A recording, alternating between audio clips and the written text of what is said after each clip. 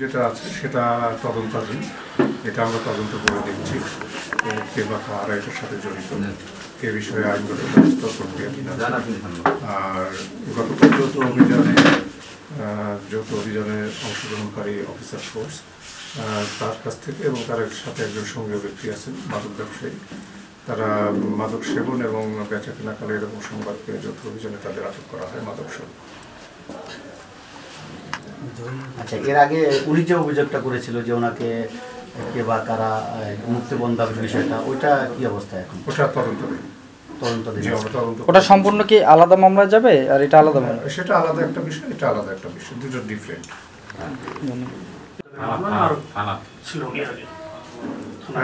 এটা আমরা যাচাই করে দেখছি যে প্রথম না দ্বিতীয়, এটা আমরা যাচাই করছি।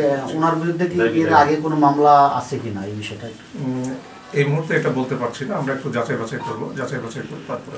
কিন্তু ওনাকে যে আগে আটক করা হয়েছিল, ডিবি পরিচয় ওনাকে তুলে নেওয়া হয়েছিল, এই বিষয়টা অভিযোগটা উনি আগে দিয়েছে, আপনারা থানা পুলিশ সেটার তদন্ত করার কালেই ওনাকে আবার ধরে আনা হলো। তাহলে ওনার অভিযোগটা আগে দেওয়া হলো কিন্তু ওনার কার্যক্রমটা চলমান, কিন্তু সেনাবাহিনীর কার্যক্রমটা তড়িৎ গতিতেই হয়েছে। ঠিক আছে।